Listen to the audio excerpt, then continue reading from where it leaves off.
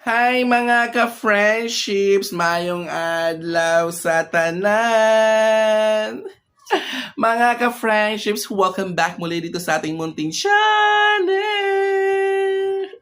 Kamusta na ang lahat mga ka-friendships? Sana okay, masaya at alam kong mas magiging masaya at magandang araw natin ngayon dahil mga ka-friendships, ang ganda ng balita ko. For today's video, mamimigay ulit ako sa inyo ng libreng files. Yes, tama ang narinig nyo mga ka-friendships. Free to download ang ating files na ipamimigay ngayon mga ka-friendships. Hindi na ako manghingi sa inyo ng bayad o kaya donation. Bakit? Hindi dahil mayaman ang lola ninyo ha. Dahil mga ka-friendships, itong files na ipamimigay natin sa inyo ay super ganda, super legit, at super magagamit natin sa classroom. Ngunit, nabili ko lang ito ng super duper megang mura lang mga friendships. Kaya ito, ipamimigay ko sa inyo ng libre lang mga friendships. Pero mga friendships, dahil libre lang siya, wala siyang kailangang donation, hingiin, ang hiling ko sa inyo mga friendships na sana ipapangako ninyo ha, na panoorin ninyo ang ating video mula dito hanggang dulo ng video natin. At kung sakaling mang may lalabas na ads, hayaan nyo lang mag-play mga friendships dahil kailangan ko rin ng mag-ipon ng budget mga friendships para makabili ulit tayo ng mga files at meron ulit tayong ipamimigay na libreng files sa inyo mga friendships. Ganun kasi yon. Yung binili kong o binayad ko sa file na to ay galing dito sa ating YouTube. So ang ads lang kasi ang nagbabayad sa atin mga friendships. Kaya wag niyong skip ang ads para makapag-ipon ulit tayo at makabili tayo ng ibang files at makapamigay ulit tayo sa inyo ng libreng ayudang files. O yun mga friendships. Ang ating content ngayon na super nice, super ganda, dahil lahat sa atin, nasa public school ka man at ka-friendship teachers o kaya nasa private school ka man na ka-friendship teachers, lahat tayo ay nangangailangan sa ganitong files. Bakit? Ang ganda mga ka-friendships dahil ready to use na mga interactive PowerPoint presentations games.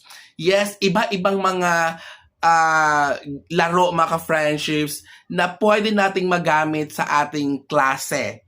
So mga ka-friendships, easy to use lang siya and then editable and pwede nating ma-customize mga ka-friendships. Pwede talagang ang ganda nitong gamitin sa ating classroom observation.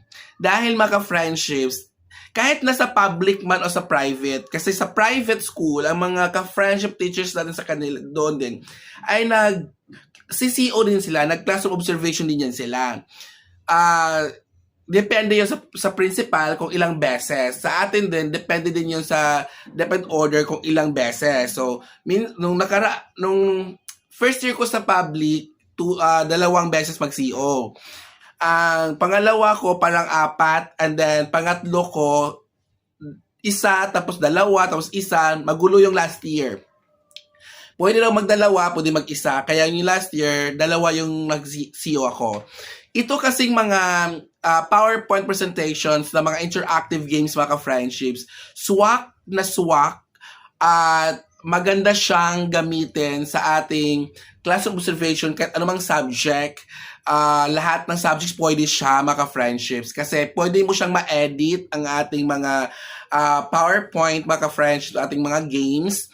And then, bakit siya maganda? Para makakuha tayo ng perfect points sa ICT doon mga friendships. Dahil sa ICT, hindi lang naman dahil gumamit ka ng laptop o kaya tablet o kaya internet, ay automatic na yon. Mayroon ka ng points agad sa ICT mo, sa CO tools mo, yung rating sheet. Kasi sa ICT kasi doon na indicator ay ang ibig sabihin nun kasi dapat na-engage ang bata. Example, mayroong isang interactive game sa PowerPoint presentation mo, connected siya sa lesson mo, and then like for example, game ka na ba? Ganon. So mag Q&A yun mga friendships. O kaya may mga activities na kailangan ng bata tumayo at pumunta doon sa laptop mo, kailangan magpindot para masagutan yung laro, ganun. O kaya may tig-isa silang tablet ang mga students o kaya cellphone, ganun. So, kapag na-engage ang bata sa activity mo, mga friendships, ay ano siya, yun ay may points ka doon sa ICT. Kasi mga friendships, ang ganda ng mga PowerPoint presentation games or mga interactive games dahil swak siya doon sa mga classroom activities, sa motivation mo, sa parang review part mo ng lesson plan. Pwede din siya sa generalization, o di ba? Review, generalization, pwede doon sa motivation na part, di ba mga friends? Ang nice, ang bongga, ang ganda ng PowerPoint presentations ng mga interactive games, mga friendships. So, ano siya, ang saya, ang ganda gamitin, then engaging siya sa bata at students friendly siya, mga friendships. So yan, mga friendships, paano niyo makuha ang ating free files? Check the comment section sa ating video ngayon, mga friendships.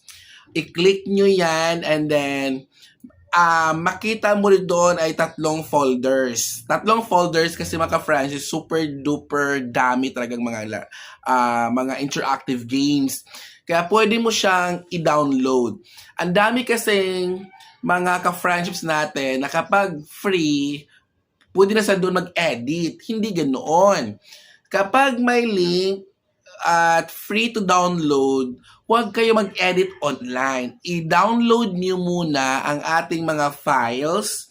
And then, kapag na-download na, offline ka na mag-edit, i-edit mo yung part mo na kung saan connected or aligned doon sa lesson plan mo or sa PowerPoint mo, ganun, sa topic mo. Kasi tayo ay pipili lang doon sa super daming mga available na interactive games sa ating files ngayon. Hindi mo naman lahat magagamit yan. Pipili ka doon alin ng mga magaganda at align doon sa lesson mo or topic mo, o di ba? And then hindi lang ito sa mga nasa public school or private school na mga ka-friendship teachers na nagtuturo. Itong ating free files ay pwede din ito gamitin ng ating mga ka-friendships na mga graduating education students. Kasi ang mga fourth year education students ay may mga final o may mga demo din sa kanilang school na na-assignan. Mayroon silang final demo. So, pwede mong magamit ito para ma-perfect nyo ang COT or demonstration teaching ninyo sa ICT. Kasi itong mga ganito, mga interactive games, pwedeng magamit doon sa lesson mo, mga friendships. O, diba? So, ugaliin, see to it na malakas ang internet, laptop ang gamitin para ma-download ng maayos. Ang dami nagsasabing, hindi ma-download. Paano ma-download? Nasa cellphone ka lang mag-download, nanganga ka lang. Tapos, naka-data lang. Mga interactive games to ang bibigat nito na files. Kaya kailangan mong laptop ang gamitin. And then, doon ka rin mag-download, mag-edit. Ganon, ha? Huwag syunga-syungaan tayo. Magko-comment agad. Hindi ma-download ang files. Paano ba to? Ganito, hindi ma-edit, nagnanga lang. Hindi mag-edit online, i-download, okay? Ang files ay editable, downloadable, anytime, anywhere, basta malakas ang internet. Okay, mga ka-friendships? So, yan, maliwanag ng lahat. Alam kong naintindihan nyo na. Ang ating files ay nasa comment section, ang link ng Google Drive.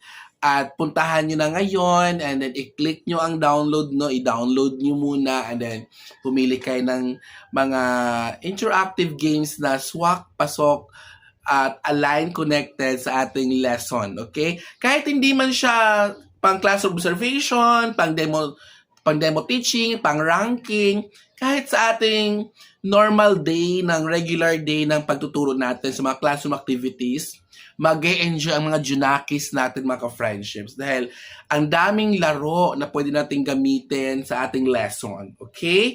So, mag-comment kayo sa comment section. Mag-thank you kayo sa akin dahil libre lang yan. Okay? Ang nice pa naman ng mga interactive games. Hindi kayo magsisisi sa pag-stay ninyo sa ating video. Okay? That's all, mga ka-friends. See you sa the next video.